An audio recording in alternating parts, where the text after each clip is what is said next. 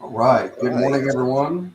We are live. We are here with another Sunday brunch show. I am here with my co-host Cody. How are you, sir? I'm doing pretty good. I'm doing pretty good. I didn't run across the beach today, but I did go for a morning swim. I am also. We are also joined by Nick. He has been joining us for our series of our movies of 1982 series, Yeah. and it's been such a pleasure because we always love having Nick on, and today we are here talking Rocky 3, The Eye of the Yes. Tiger. Yes. Yeah. So, I'm sorry. Go ahead, Nick. I didn't mean to cut you Yeah. off. I was gonna say so. Even though, yeah, earlier said that 1982 was a big year for sci-fi and fantasy, there were still plenty of other good movies that came out that year, and Rocky Three was one of them. I mean, Oh, for it sure. start. Yeah, I mean, it started that running joke of all of the excessive Rocky sequels that have been coming out. Like, my favorite one is from Spaceballs. Like, here's our review of Rocky 5,000. Right. And it was kind of like Sylvester Stallone was like, "Look, who can put out the most sequels of the '80s?" And he was like, "Hold my beer. I got two series that I can do this with."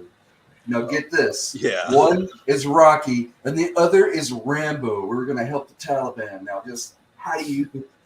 Yeah. Nothing Yeah. says more 80s. They did that in a James Bond movie too, though, the Well, Timothy Dalton one.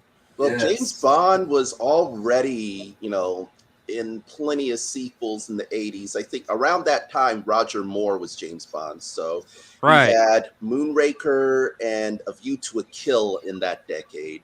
Yeah. Right. No, I was just talking about the helping the Taliban Oh, subplot. that one.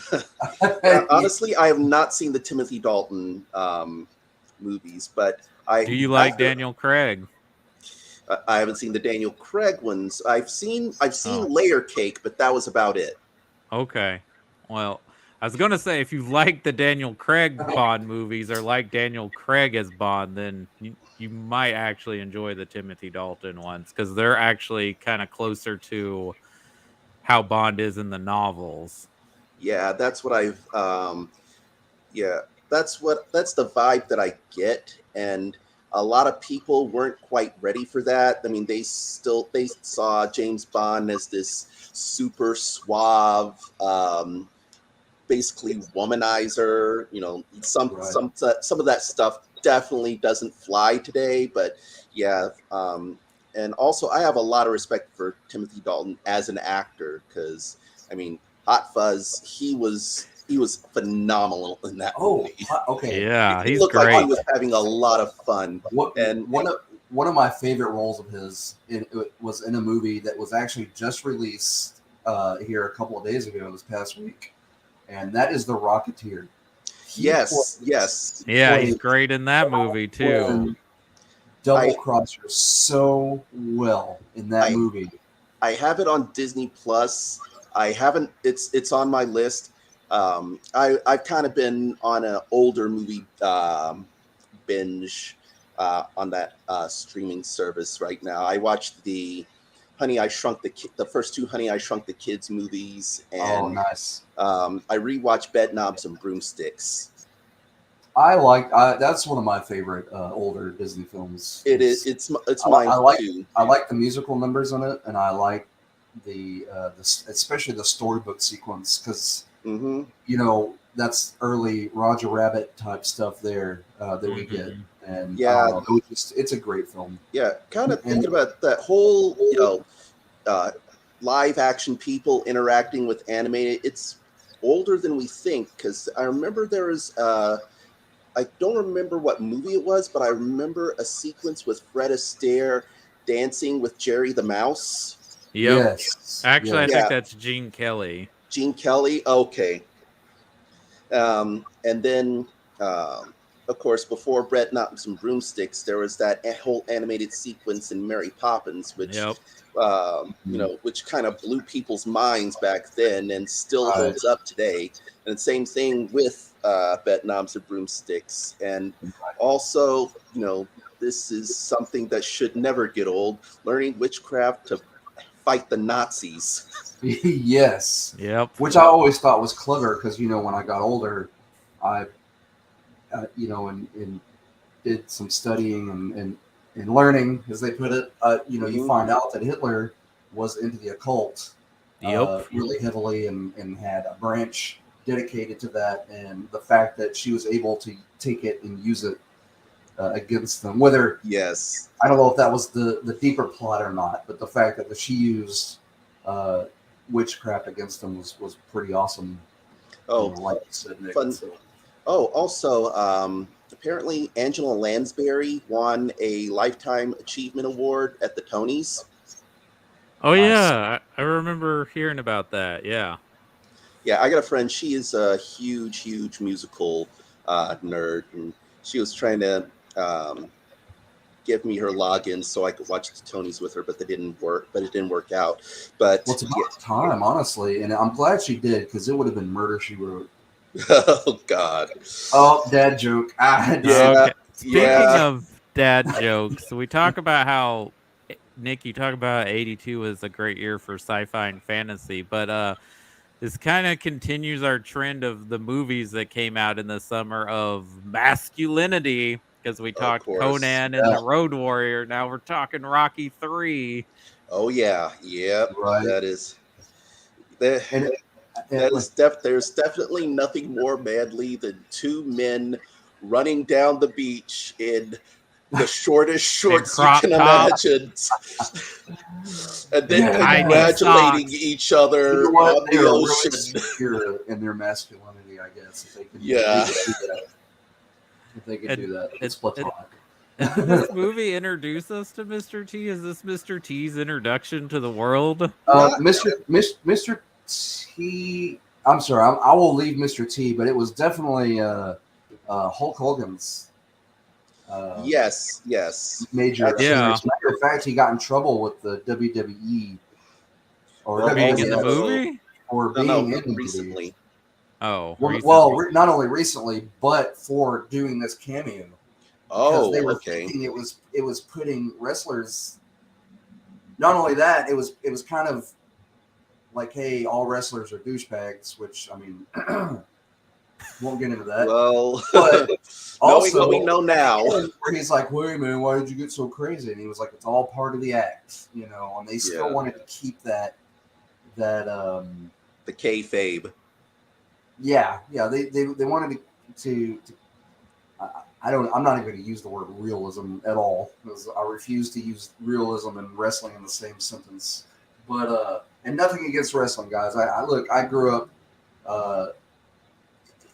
in watching wrestling in the late 80s, early 90s with my granddad. I was the early Hulk stuff, and Andre the Giant was my favorite. Oh yeah. As you get older, I don't know. It just kind of fizzled out. I shifted more to movies. Nothing against wrestling, guys, though. I know that we have some major wrestling fans on our page.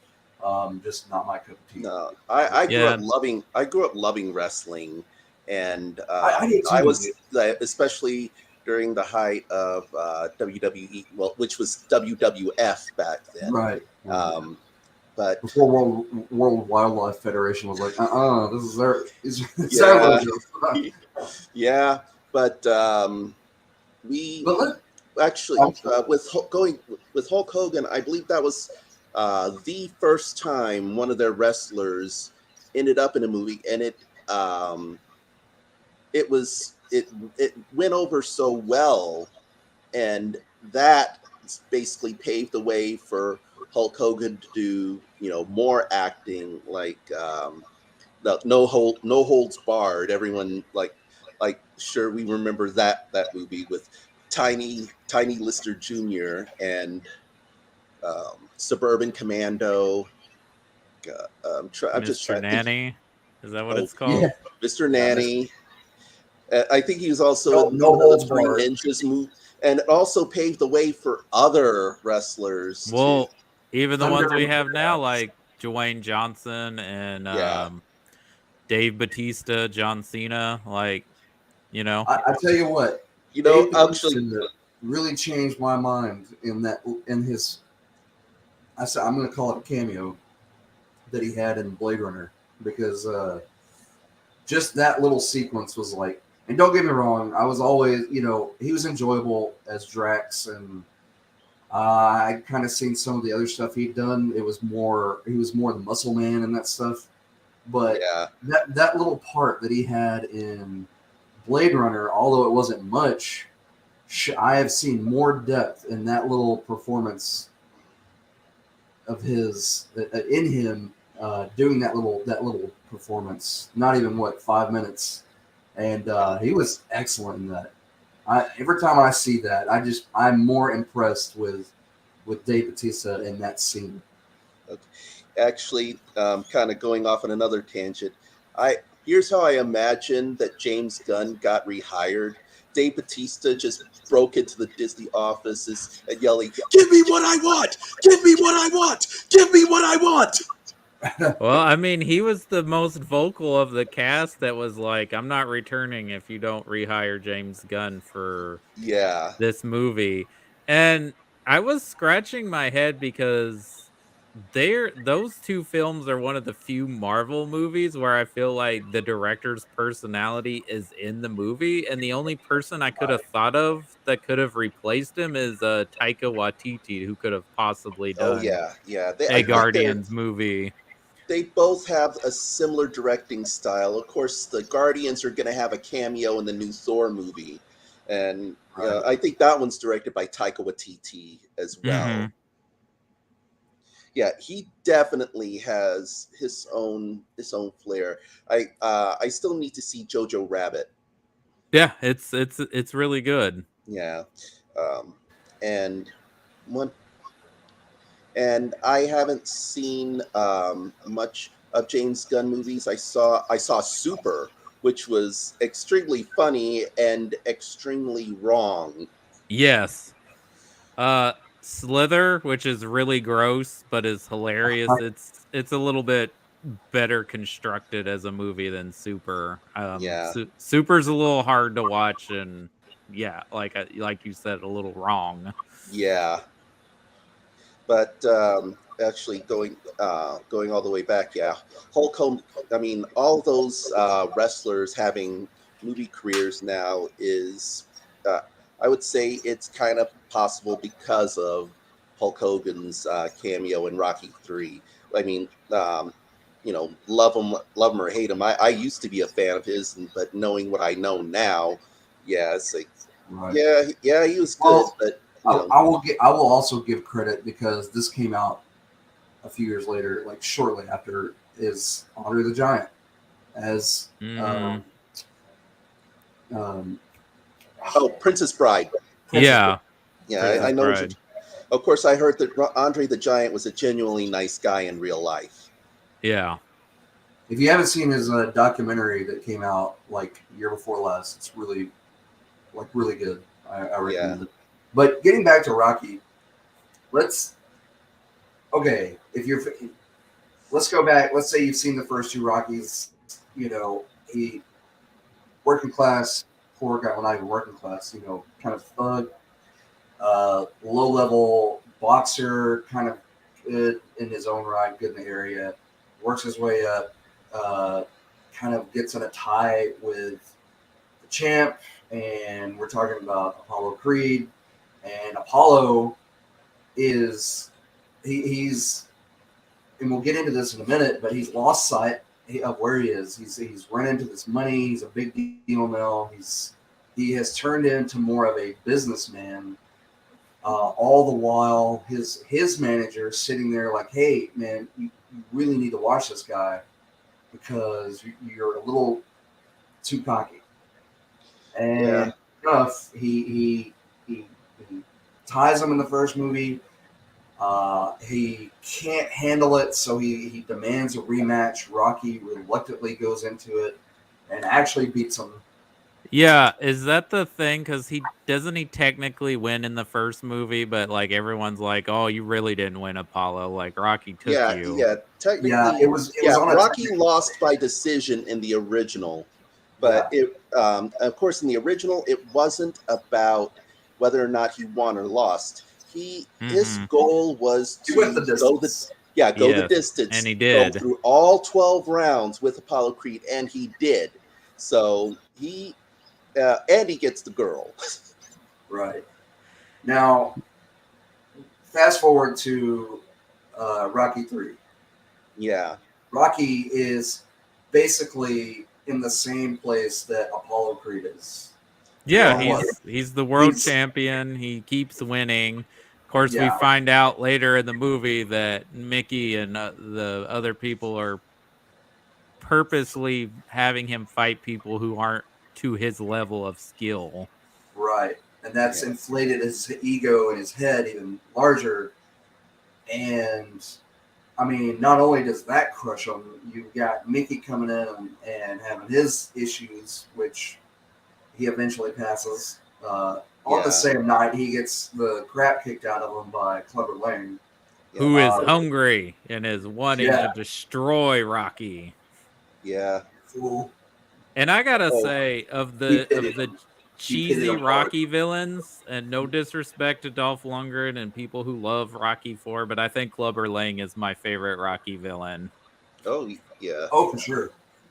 Yeah, like Apollo was great, but Apollo came off more cocky and trash talking than anything because he'd already been to that level. He was already great, and in his mind he knew it, but in reality he had lost touch and lost, and they were probably doing the same to Apollo.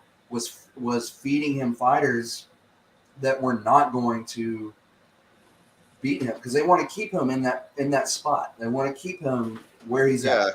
Because a So lot of his supporters were his meal ticket, and honestly, I think Mhm. that was the same thing with Mickey. Because I don't think Mickey has ever really managed any world champions before, and and then there's the big one.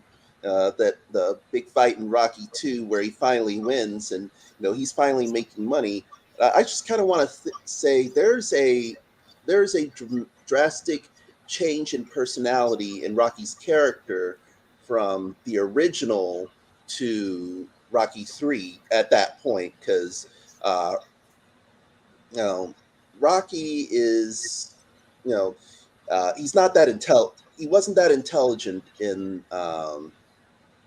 know in the the original, first two, but yeah, in this one he's more clean cut.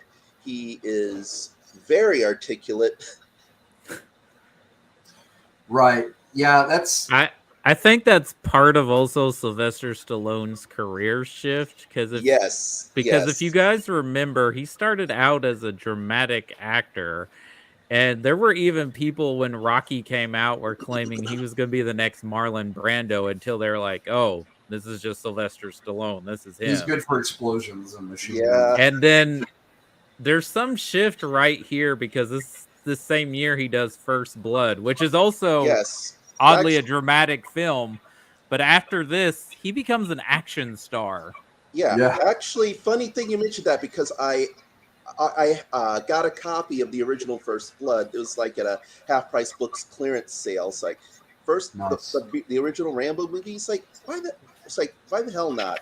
So I sit down and watch it, and yeah, it's knowing what we know about Rambo, and then you watch First Blood.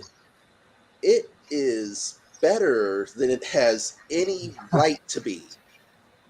Oh yeah, And What do you guys know the original ending in the novel that it's oh based yeah, off of? Rambo dies. Like right. Hmm. Also Rambo was very much pegged as the bad guy. Yeah. Right.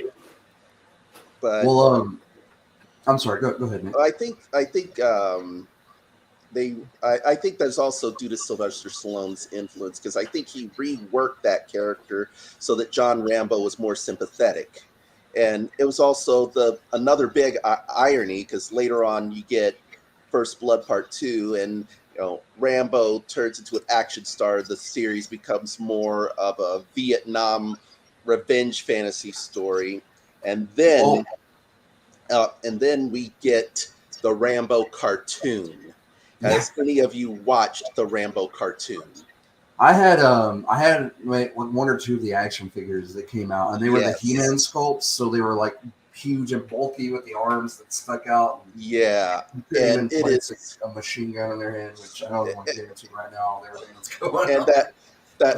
that whole trend in the 80s and early to mid 90s of marketing hard R movies to kids, Right. because Mhm. we had Rambo toy line and cartoon, and then we had a RoboCop uh, toy line and cartoon, And they and did then toys for the Terminator 2 when it came Terminator out. 2. Oh, I Yeah, Yeah. had those. Yeah, I had the I had aliens, I had the predators, and the Yeah, Terminator. Aliens. Yeah, that's right. actually Yeah. I find that funny because the Aliens toy line came out a couple of years after Alien 3. Did it? Right. Right. Yes, Yeah. That's it did. weird. Well, Alien Well, 2, because because it was they Alien were 3, based off of Alien 2. yeah, Alien 3 had such a downer ending. Like, they couldn't really do anything like that, so they just went back to the previous one, which was a lot more enjoyable and a lot more action packed. Right. Well, there's a montage at the beginning of this movie that kind of shows his his climb to fame and his riches. And a lot of that stuff was actually marketed. Like there's candy bar, like Rocky candy bars in there that were Yeah, Yeah, there's a pinball machine, and I there's I do there have a were question. Did they just take a scene from Stallone's appearance in the Muppet Show and just rework it as Rocky being a yeah, guest on the Muppet probably. Show?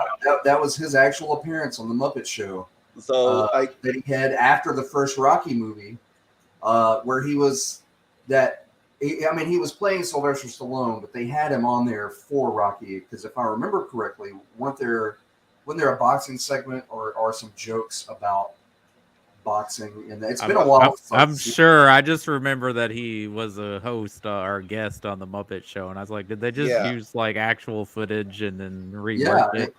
but I thought that was great because when you think about it, it is. You mentioned that this came in a time in his life where it was an acting shift, and it was kind of reminiscent of his life. It mirrored his life where he was being marketed to toys and punching bags and Rocky boxing gloves, which were a thing, and shorts, yeah, athletic yeah, shorts, and candy bars and uh, pinball machines and punching, the little toy inflatable punching bags and all that stuff. I mean, he was being marketed like that for these movies, so it was kind of a cool parallel to actually, see that. I want to go back to that montage, because that you see that whole montage of all those successful title defenses, and that's where we hear that epic song "Eye of the Tiger." That's where we hear it for the first time. Right. And but I was talking to this before we went live. The producers originally wanted "Another One Bites the Dust" by Queen. Ouch. I like the song and all, but I just I think don't it's think it honestly, works because they tie the song back into the theme of the movie. So like another one bites the dust just works for like I understand like okay, he takes another one out, he takes an but like they re what if that they became his reworked this one song so quotes that the it works ghost? for the That'd be whole like movie. Like you couldn't use another one bites the dust later in the movie when he's has like his whole Yeah, world um, shatter when he like gets defeated in 2 rounds, right. and has to basically find his groove back and get his yeah, passion and yeah. hunger back to fight. Yeah, Eye of the Tiger was, it How Rocky got was his groove back. it worked. Rocky 3, how There's Rocky there got is a his groove back. there is a cut. Somebody made a YouTube video of the whole montage set to Another One Spicy Dust, and personally, I think it worked. I think it. I think it would have worked just as well, but Eye of the Tiger is. Uh, let's see, is more fitting for the movie, I should say. Well, yeah, you got Apollo Creed like saying it like 50 times in this movie. Yeah. Yeah, I Eye think of the that's probably Tiger. after they agreed to use that song, they just kind of decided to use that as the theme. as the driving theme of the movie itself. Keep that hunger, the eye of the tiger, and Right. also it's another. Talking about more going back to more character development.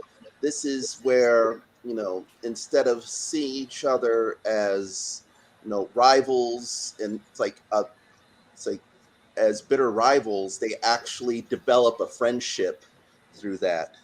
Yeah, and is it because that a mutual respect? Also, it seems like Apollo can't stand Clubber because Yeah, Clubber well, like starts like, "Come on, I'm gonna knock you out too," and yeah, Clubber is basically a dick to everyone.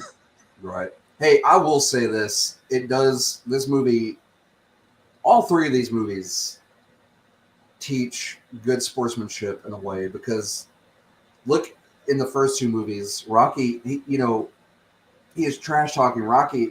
Now, this also plays back into the fact that Rocky is not the smartest person in the world, but Rocky was always the sweetest person ever, especially even when he was on TV getting trash talk.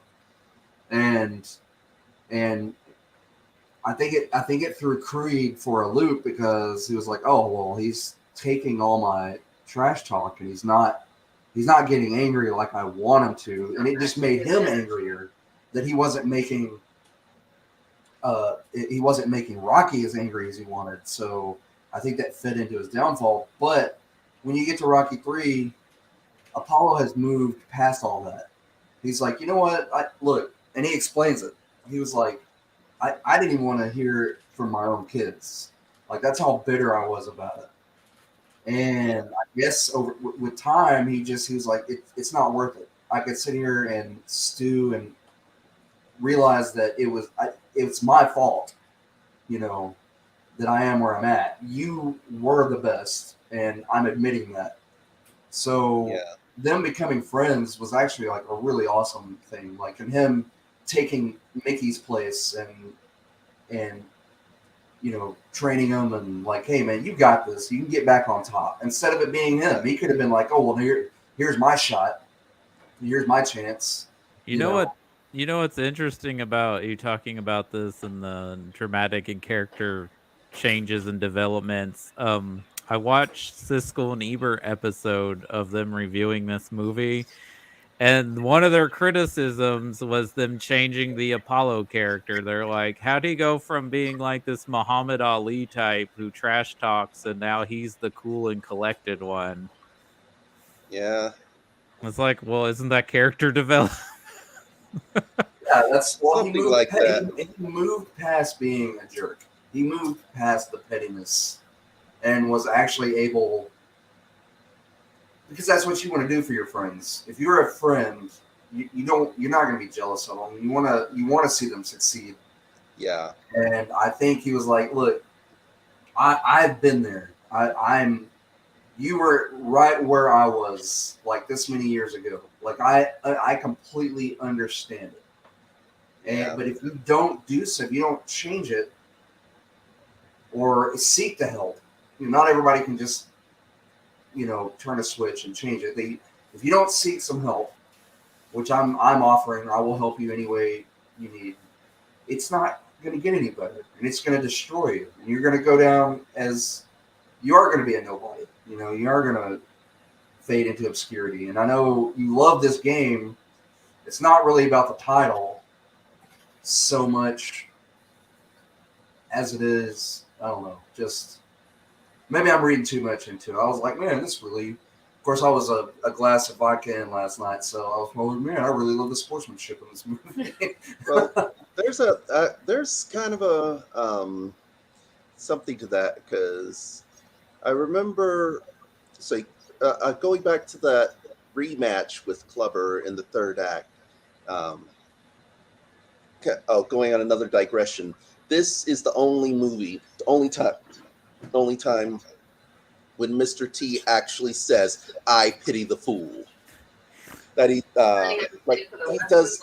He Yes. doesn't say it, and he never said it on the A Team, because he definitely called people crazy fools. And then there's that one videotape he made called "Be Somebody or Be Somebody's Fool." Uh, Oh, but this late introduction, people. My wife is here. She has made it. Olo. Hello. She Hey, is. Lindsay. She's to the side. She'll chime in every once in a while. Yeah, She but decided to. What are your thoughts on Rocky 3? I prefer the earlier Rockies because he's such a sweet guy who happens to be good at punching people for a living. yeah, And I think in Rocky 3 you can see the shift for Sylvester Stallone as far as like how his movie career is going and how his acting style has shifted a little so, bit. so And he seems a little bit more world weary.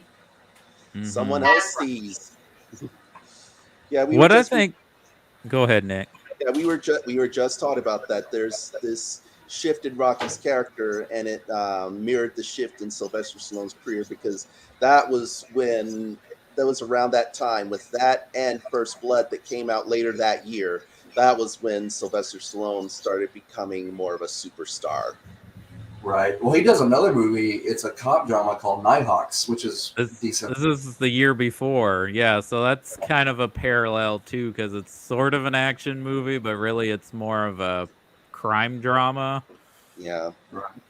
Actually, I But never even heard of that movie. I'll have to check that out. yeah, it's actually pretty good. It's him and Billy D. Williams, and then Rutger Hauer as the villain. Right. Of Yeah. course, Rutger Hauer's the villain. But I think what's interesting throughout this nearly 50-year franchise is that Stallone famously wrote the screenplay to the original, but he has Yeah. always, no matter what his involvement is in the film, he's always writing the dialogue for Rocky Balboa. Yeah. And I think Rocky 5 was sort of an attempt to try to get back to roots, but I don't think it quite worked. Not quite.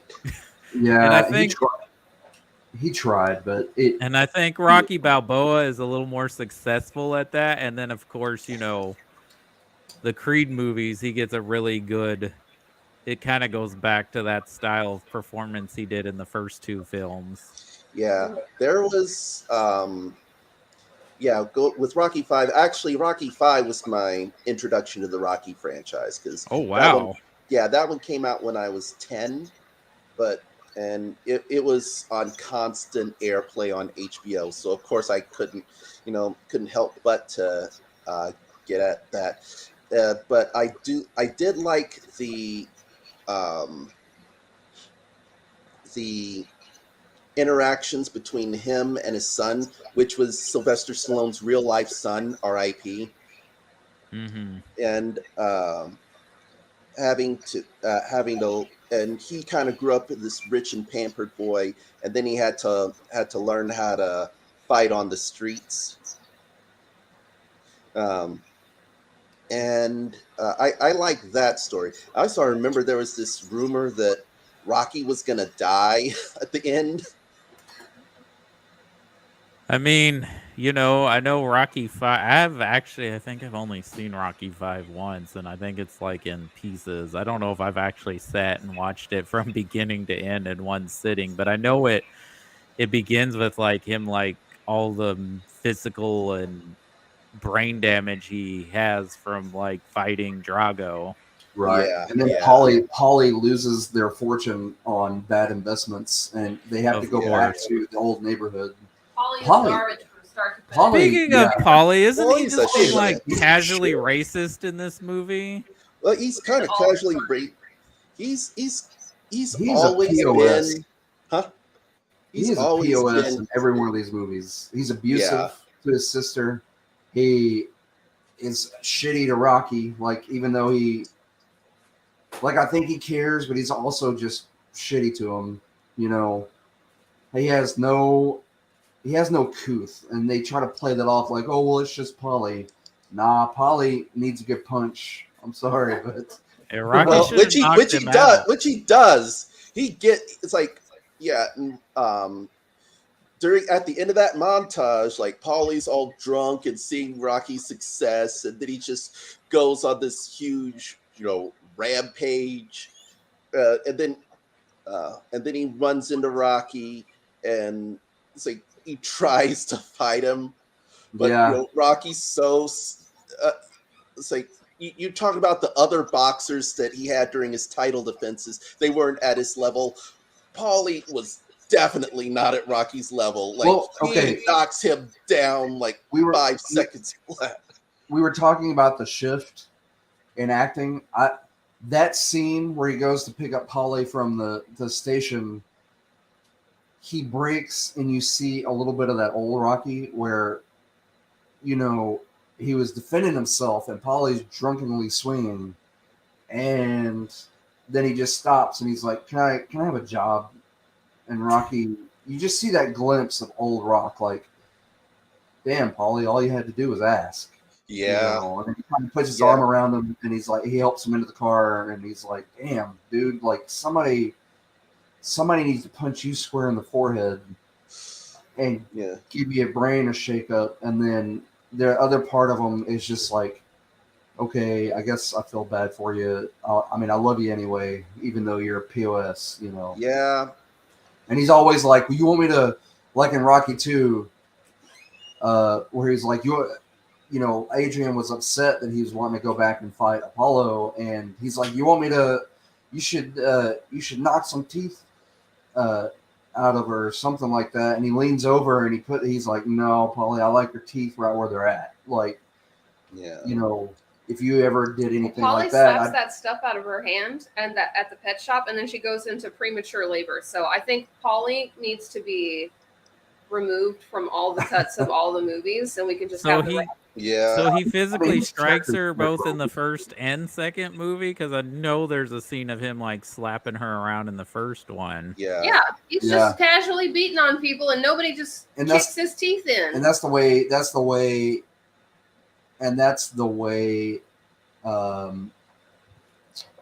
That's why she is the way she is. He's abused. He was left a razor, which he throws in her face all the time, and he was abusive. And that's why she is the way she is. And right.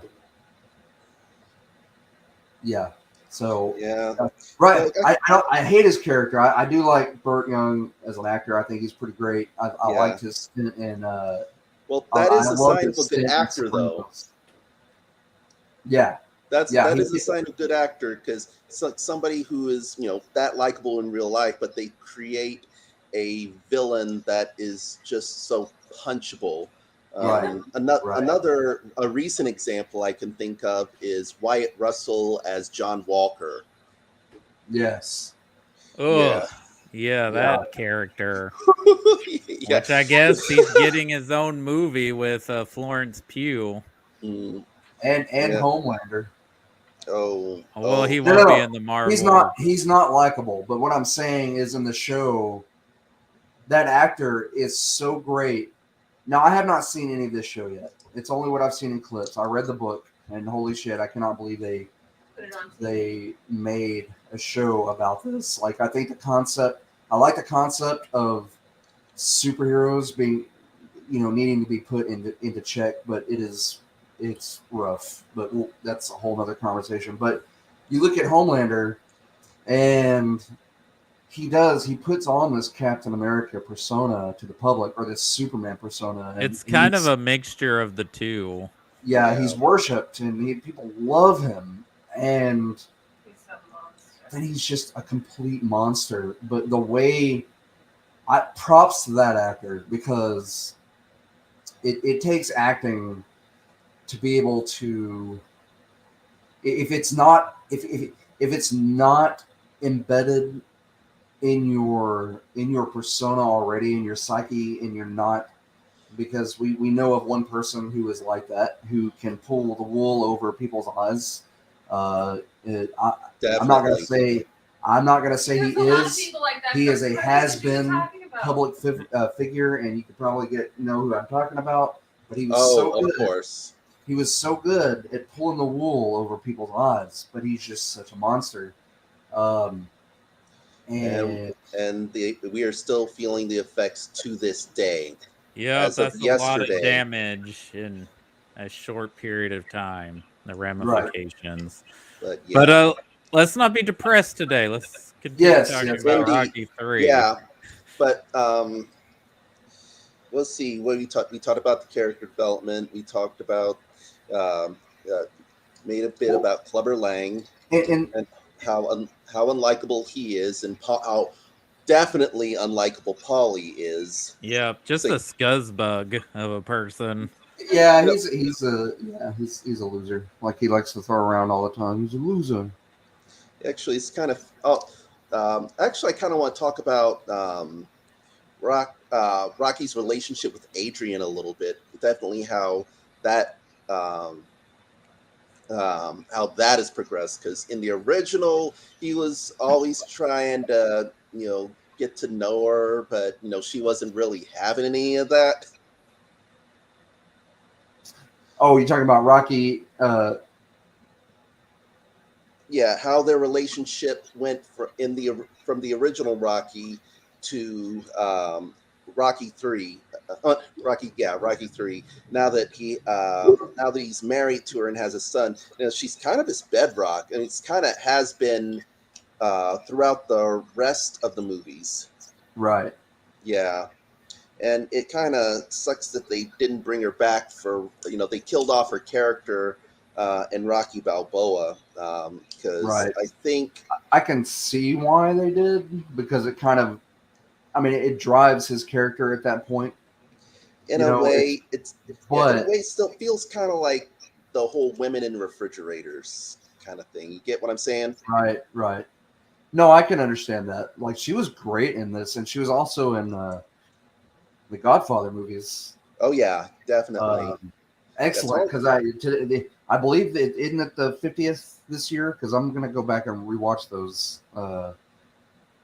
I don't know when, probably here pretty soon. But Yeah, actually, yeah. I um, talking about The Godfather. After Brando died, everybody was talking about how wonderful an actor he was, and I was like, I haven't really been that much of a Brando no, enthusiast, Marlon but Brando was a piece of shit. Excuse oh my language, yeah, but he he was. was he had a yeah. There's so many stories about how difficult he was to work with, especially during while making Apocalypse Now. But Oh, there's yeah, he showed up. I forget how much overweight and didn't know any of his lines. yeah, Right. And and Coppola had to shoot him from like him laying down or Yeah, like just from the neck up so you couldn't see how obese he had gotten. yeah. yeah. There's Well, the island of Dr. Moreau was a chaotic shoot as well, from what I believe. I know Val Kilmer touches on it in his in the documentary, the Val documentary. If you guys haven't seen that, I recommend it. Yeah. And I just want to say that the voice that you hear, it sounds like Val Kilmer is narrating it, but they used his son with voice modulating technology to spot on mimic his voice, which is kind of Mhm. scary. It's yeah. cool but frightening in a way. But they deep faked his voice, and sorry, I just thought that was cool. I had to mention that. No, it's voice. The whole voice modulation thing is nothing new. Um, Yeah, like the first thing I think of is Frank Welker when he did Soundwave. He was they were actually doing voice modulation to give that whole robotic feel. Without the voice right. modulation, it's basically Well, Dr. Claw. this technology will mimic someone else's, like an actor's, like I was like, wow, I thought Val Kilmer could not speak anymore. And I was like, if that's his son, then holy crap, because Oh, in the it was documentary. Val Mhm. Kilmer. But Yeah, what they did is they took his son and they used this But they used a similar voice though. That probably helped with the yeah, how well that lined up. and yeah, they were able to blend it together in this software to actually like recreate his actual voice. yeah. And because he cannot speak anymore, or he can through a modulator of his own.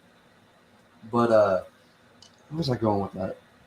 I cannot Talking about remember. Marlon Brando being. Yeah, Marlon Brando, piece of shit. Anyway. Yeah, he Well, was. actually, I was going at that. Going back to that, it's like after he died, I kind of went on a Marlon Brando kick and rented all his movies, and the original Godfather was one of them. And even though, Yeah. he is good, but the movie I think he's is overrated. the whole movie is good because of everyone else. Right. Well, yeah, you got Al Pacino, Diane Keaton, James Caan, Robert Duvall, probably one of the best character actors ever. Mm-hmm. Right. Well, there And was directed by movie, Francis Ford Coppola. You know, it's there's a got to be movie he old did school. in France, like a French movie, or it was filmed in France.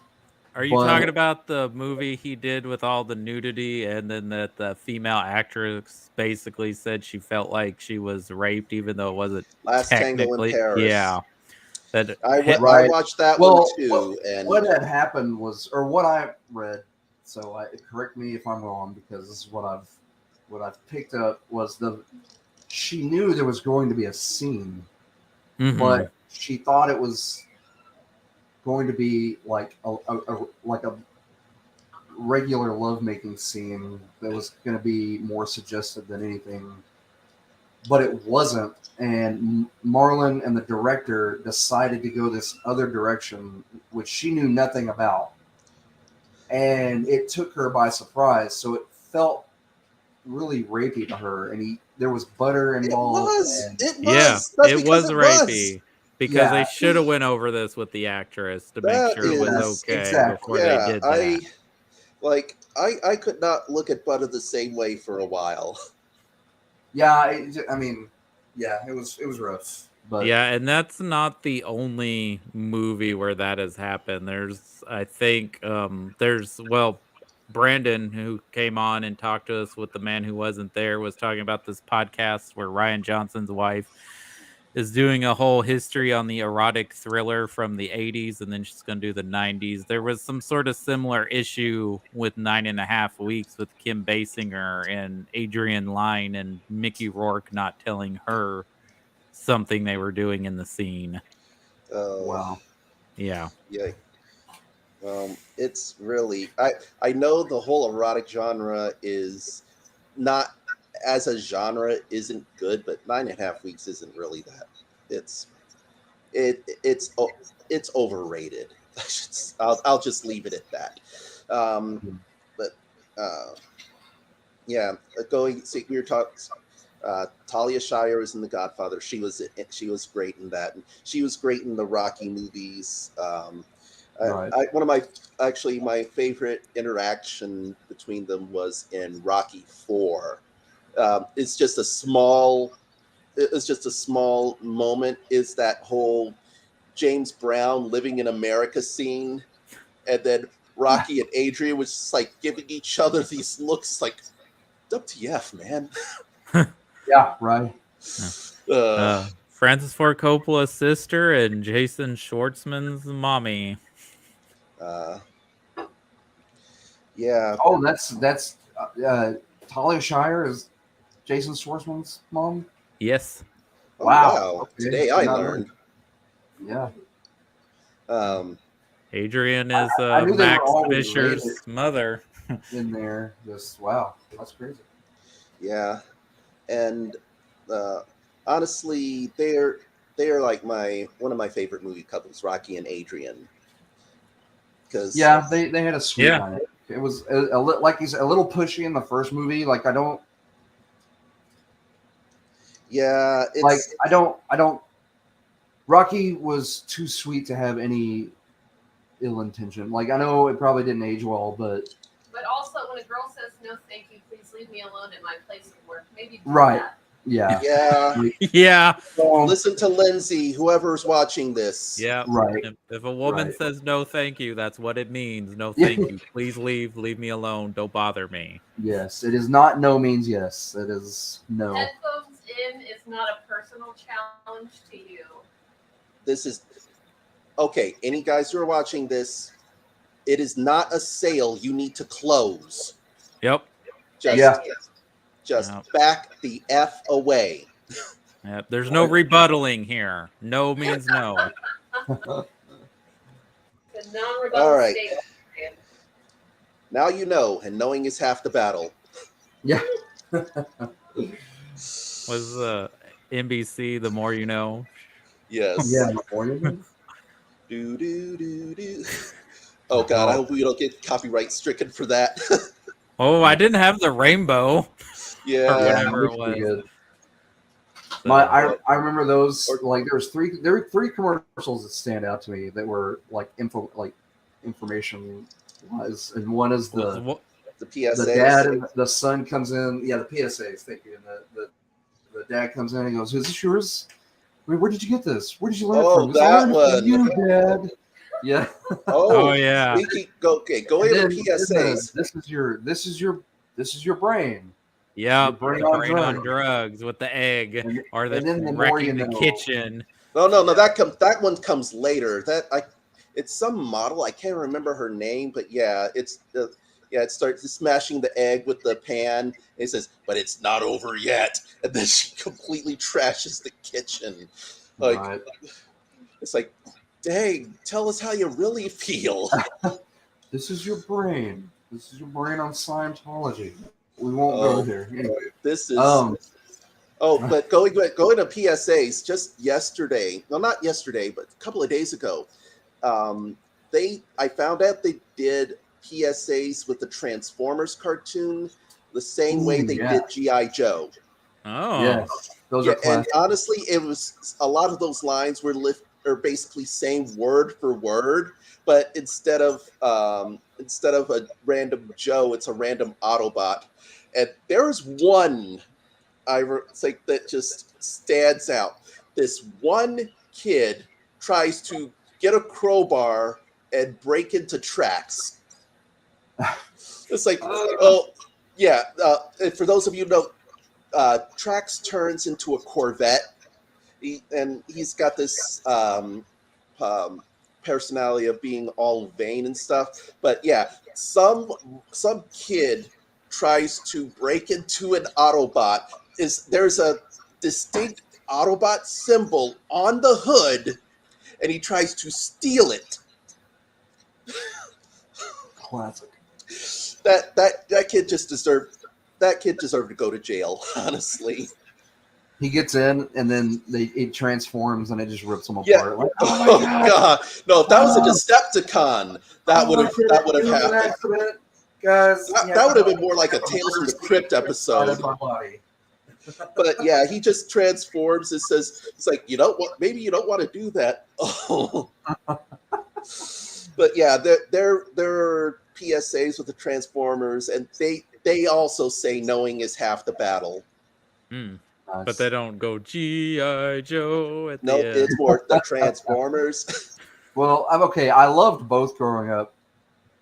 I think I had more G.I. Joe toys than I had Transformers, but I loved the Transformer cartoon more than I loved the G.I. Joes. So yeah, actually, don't get me wrong. Both shows are being uploaded onto YouTube now, and I'm periodically watching episodes of both of them, and both of those shows are very, very silly.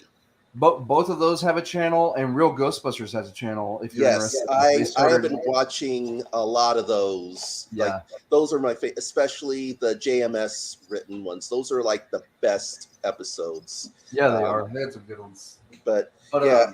Okay, so back to Rocky 3. So yeah, I think that's. I think it's a solid sequel. I think, in my opinion, it's the best of the cheesy Rocky movies. I'm gonna have to respectfully disagree. Are you a Rocky 4 person? I like Rocky 4 is definitely the cheesiest, the most 80s. Okay, for sure. Because Rocky 3 is more about. Now. Don't you agree? Yeah, Rocky 3 is more about, him losing his sense of purpose and finding it again. Rocky 4 is basically him turning into a superhero and punching out the Soviet Union. Yep, it's communism. For it. Here's the titles: Rocky 3, How Rocky Got His Groove Back; Rocky 4, America F Yeah. Yeah. And then what's Rocky 5? WTF? Yeah, Rocky 5. No, it's we don't talk about Rocky 5. That one didn't happen, guys. It doesn't exist. Yeah, it's No, not it's more. horrible. Okay, but- here's how I feel about Rocky. Rocky 5. It was okay, but it was not the same. It was still kind of more of a downer. Rocky Balboa was made. Rocky 5 was Rocky starting over, having a midlife crisis. Yeah, Rocky Then he Balboa sees- is made just to get the bad taste of Rocky 5 out of our mouths. Right. Well, you know, Just you like say after Star Trek 5, they just it's like, no, we can't end it there. So they just made Star Trek 6 just to get the bad taste of Star Trek 5 out of everyone's mouths. you Oh, I know, love 6. you I love say 5. that about Rocky 5. I very much remember like that one hardly being on TV when they do Rocky marathons. Like if it is on, it's like, oh, Yeah. we'll do that one late at night or something. Join us for Rocky 5 at 3 o'clock in the morning. Like Yeah. I don't remember it being on as much. So yes, I agree. Rocky 4 is a much more cheesy movie, but I think Rocky 3 starts in that transition, even though there are more dramatic elements that we have pointed out. But like the Mr. T character is a little cheesy. Yeah, actually, I kind of think he's more with that kind of boxer. I think he's like precursor to Mike Tyson. Of course, yeah. That because that was right around the mid '80s is when Mike Tyson came into prominence and then Right. started knocking out guys in the first round. Yeah. I'm not gonna lie. Tyson was a beast. If you've seen some of those earlier plays where Oh, I have. Yeah, I have. I have Right. seen those pop, clips pop, of and they're him. down, and you're Yeah. like, wow, holy. Well, crap. let's not mention another problematic dude. Oh yeah. He also had his own problems. I mean, I'm not gonna. He was I'm not Rocky in excuse real this. life. He couldn't read. He was not educated. All he was good for were people to take advantage of him, promote him, and for him to beat people. That's what he was raised. He was raised in that, and I'm not excusing that, Mhm. but I know that contributed to a lot of his issues.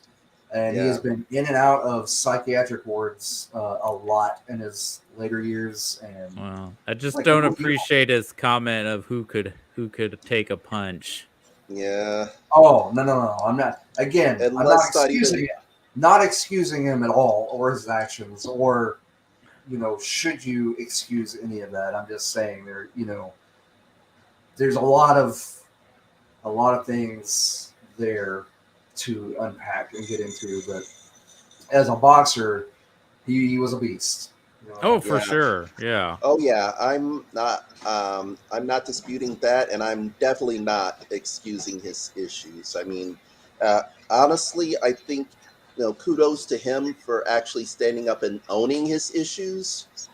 But yeah, it's he's still got a long road to hoe as far as I'm concerned. Right. As Yeah. do we all. Yeah, true. Yeah, we're We constantly. all have a road to recovery and being better Yeah. people. But yeah, if you like the Rocky movies, I think you'll enjoy this movie. If you want to reminisce about the 80s, you'll like this movie. Oh yeah, definitely. If you need a song to work out to, well, here you go. It's a good workout song. No, actually, one of my old colleagues from my SFA days had an entire CD. I mean, they actually put out a CD of all the themes from from all the various Rocky movies. Oh, is this Rocky movie meta because they're playing the Rocky theme within the Rocky movie? Maybe. Because they're Maybe playing the so, yeah. doo-doo-doo at the parade where they do his statue. Oh yeah, there's Yeah. the And that statue is actually there. So It's could that have actually been, in Philadelphia, yeah. It's Could it- not. could it It's have no longer been- on the top of the Philadelphia Museum of Art. It's like pushed to the side, but yeah, it is. It is still physically there. And Could that have been a part of the dedication, like the actual dedication from that day? Did they film that? That'd be. I think so. But there's also one thing I remember about going back to Rocky Balboa, I think what was the perfect cap on that whole franchise is the montage of random people running up and down Yeah. they call it the Rocky Steps now, because that whole scene has been so iconic. Well, I'm not gonna lie. I mean, if I went there, I would huff and puff my way up those stairs and dance Oh around with yeah. my hands And then up, you'd and then go, probably Oh queue yeah, up. I am Yeah, if um, traveling to Philadelphia and going up those steps is on my bucket list. nice. well, and then I'm getting myself a Philly cheesesteak after I'm exhausted from running up the stairs. Oh yeah, oh yeah. But yes, But Rocky 3 is definitely it's like definitely something you should check out. It is, I mean, it is a good movie and a good franchise. I mean, everyone has their favorites, but it is a solid one, and especially if you have, nothing to do on a lazy Saturday afternoon like today. yeah, Yeah, just try not to fry. yeah. Oh yeah, I'm looking at my computer right now. It is 11 o'clock and 89 degrees. So Ugh. yeah, Yeah, it's everyone 85. who's going to be out, anybody who's going to be outside for whatever reason, make sure you put on your sunblock and make sure you stay hydrated. Yes, yes, Yes. yes. Stay And, hydrated. And yeah, so I guess closing out, I just wanted to say thanks for being on, guys. Cody, next week, I need to write this down. Yeah, next week is Poltergeist.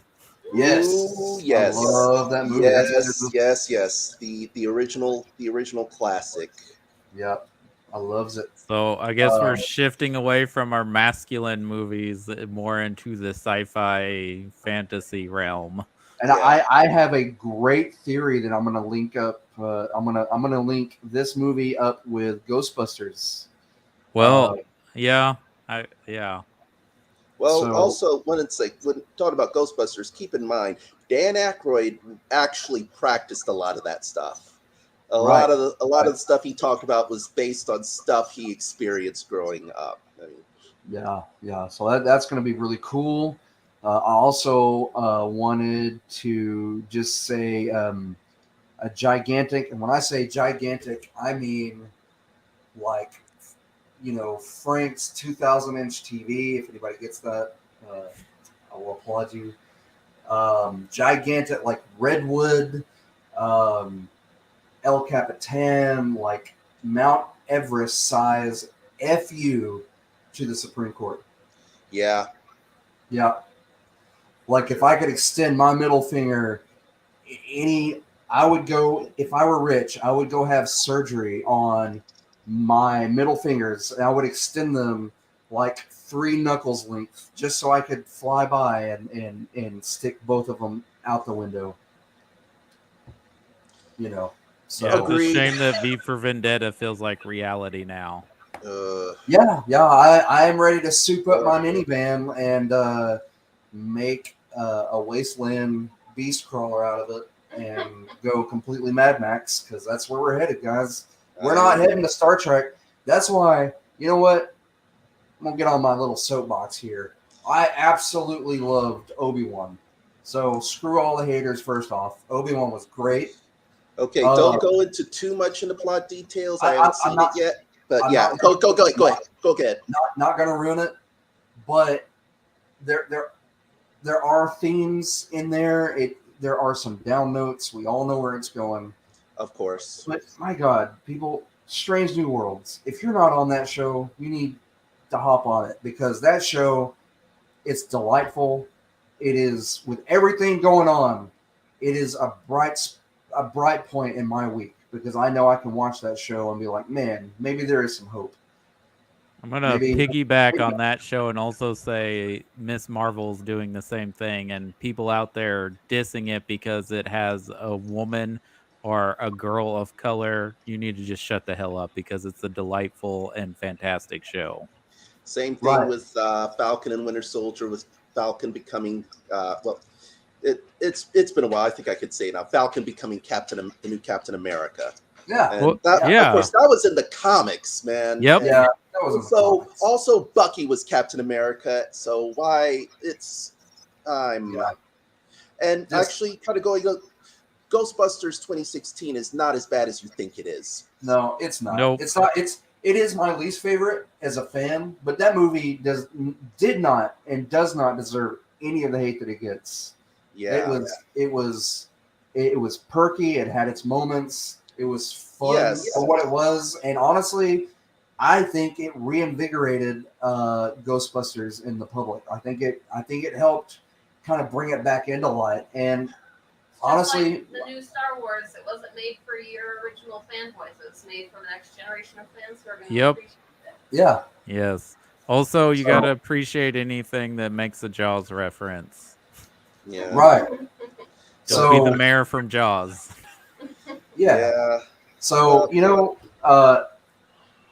I try not to gush just a whole lot, and I know you guys out there in Video Store Rejects Land probably already know, that especially with my defense of Star Trek V, that I'm a huge Trekkie, and I will die on that mountain. I'm equally a huge Star Wars fan, but man, with everything going on, that show is so wholesome, in a science fiction way, and like it goes back and it touches on themes that I don't know. I think we need. Like, it's just, and I'm not hating on Discovery. Discovery is wonderful. It has its place in the Star Trek universe. Mm-hmm. But so it does end on a down note a lot of times. But this, like Strange New Worlds, is just so upbeat, and you get all of your pew pew and your explosions, but you also get a lot of the heart and the heart back in it, and it's delightful. And I will get off my soapbox now. Just check it out. If you need a break from a lot of shows that are just downers, if you're just having, I don't know, if you just need something delightful to watch, it's good. It's got some great lessons. It's perky. It's fun. I recommend it. I second that recommendation. Yeah, it's definitely on my. There are a whole bunch of things that are on my list, but it's trying to get through them one at a time. Oh yeah, I hear you. But It's a lot of watching options. We're in some unprecedented. We're living in unprecedented times right now, and I am more than a little bit worried, and that is a very large understatement about where things are going to go.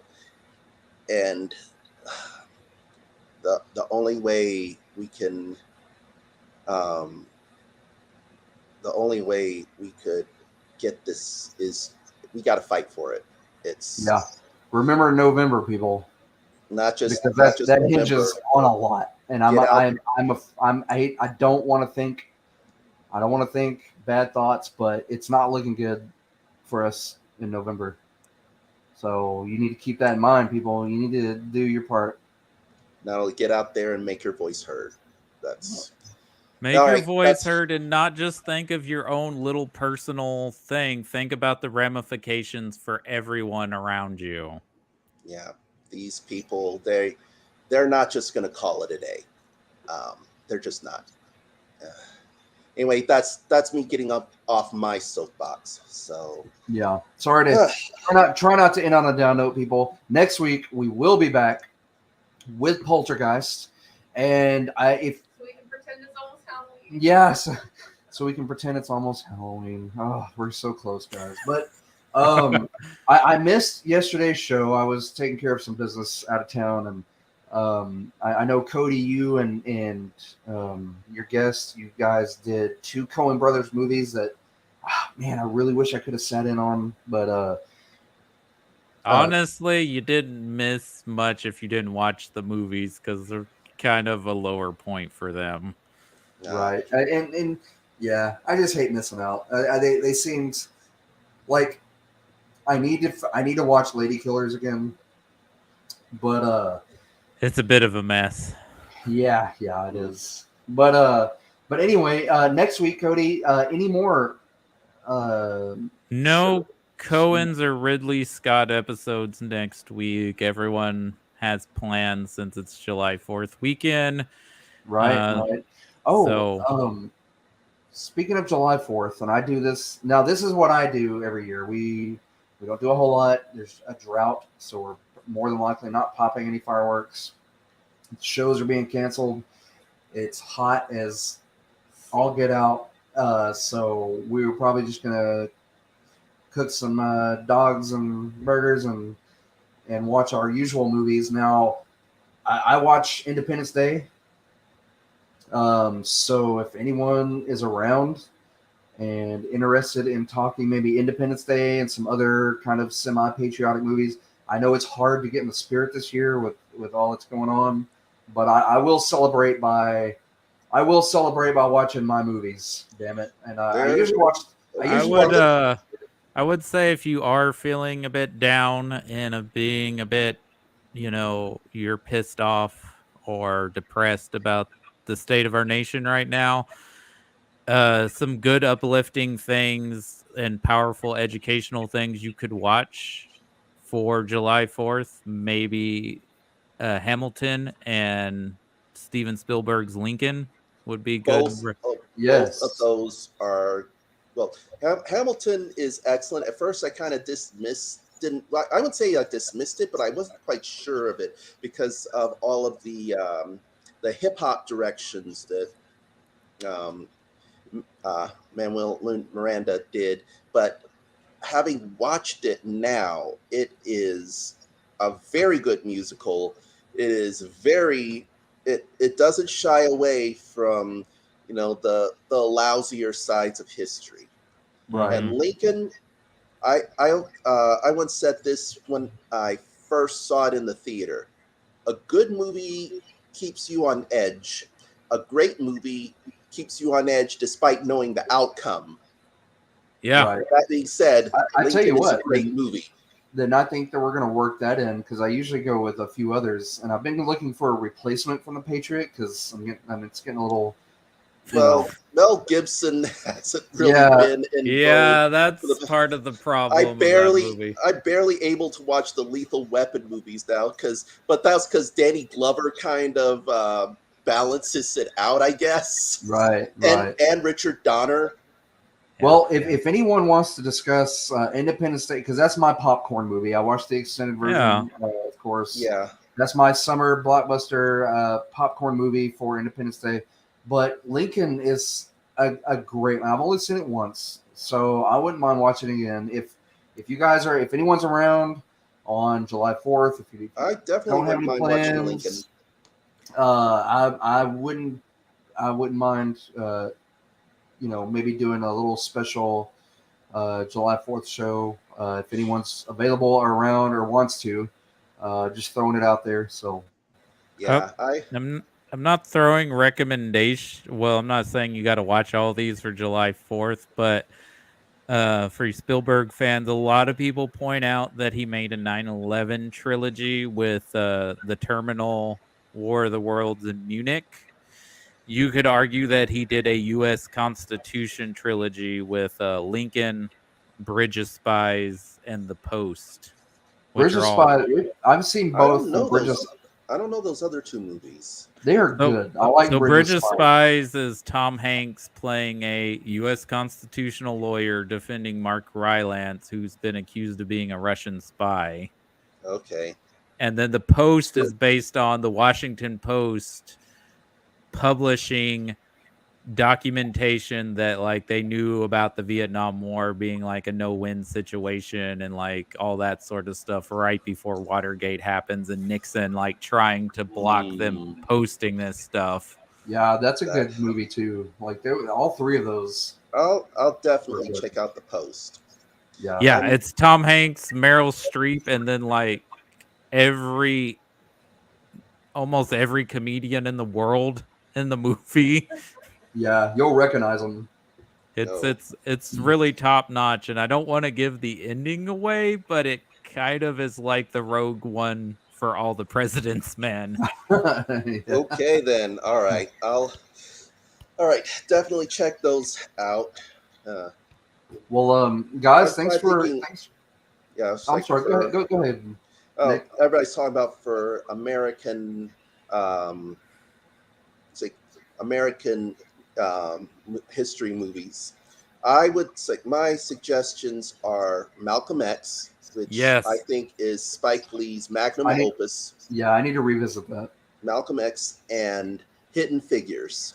Oh yeah, another good choice. Yeah, because those are definitely people who have contributed. Although Kevin Costner was placed in that movie as the white savior, if you dig into it, it is a great movie. And also Great racist performance. Sheldon Cooper. Yeah. Though I gotta admit, I do like the scene where he trashes the bathroom sign and says everybody can go to the bathroom here or whatever Yeah. he says. Right. Yeah, there is a bit of that, but I think around that time, people were really starting to be more aware of it. Mhm. But yes, those movies I heartily recommend. So we all have our 4th of July recommendations. Right. Oh well, I would say Malcolm X is an excellent film, but also Selma is a great movie, also about voting rights and everything. The Martin Right. Luther King film that Oh, yes. Ava DuVernay did. There is actually, speaking of the whole March on Selma, there, if for you comic book fans out there and graphic novel fans, I would suggest reading March, the basically graphic novel version of John Lewis's autobiography. Oh, that's cool. That sounds great. Yeah, I need to Yeah. find that. Yeah, it is Awesome. an excellent city. It is an excellent graphic novel series. It is very hard to read at I would times. Like I had imagine. to put the book down a couple of times to gather myself. Right. But That's the sign of a good book too. So yeah, if it impacts you that hard. But well, awesome guys. Hey, a quick shout out to not only The Thing but Blade Runner, which was released on this date today, back in 1982. 82. Yeah, two films that tanked horribly at the box office were ripped apart by critics and now are both considered masterpieces of their genre, and some say the director's best movies. Okay, for Ridley Scott, I would probably say yes. For John Carpenter, I'm going to respectfully disagree because my favorite of his movies are They Live. Well, Ooh, we just recently watched yeah, that movie surprisingly, it's always been relevant, but it just continues to stay relevant 34 years later. Yeah, indeed. And Lindsay made the comment, like, if you don't watch out, you're going to end up being a permanent fixture on our show. Well, that would just be a tragedy. Not to be a fan of the draft or anything, but we may have to enact a little clause in Starfleet, as Bones put it in the motion picture. A little known, seldom used reserve activation clause. Exactly. Captain, they drafted me. So, let that rattle around back there a little bit. I'm just saying. But thanks, guys. Thanks for coming in, and especially on your Saturday mornings. I know you could be chowing down on your cereal and watching cartoons. Hey, I just had pancakes, so I'm good. Nice. Ooh, that sounds good. I'm fixing to go wrestle something up for lunch myself. So, yeah, guys, thanks for showing up. Next week we'll do Poltergeist, which is just one of my favorites. Yeah, we'll talk Poltergeist and continue with our summer of '82. All right, excellent. All right, stay cool. Always a pleasure. Yes, thanks thank you for coming. And Cody. Yep. You guys have a good weekend. Yeah, you too. Especially all you watchers out there. Have a good weekend. Yes, Or and try to, at least. yeah, stay Find cool, some stay joy. hydrated, and if, like Nick said, if you're outside, please wear sunscreen.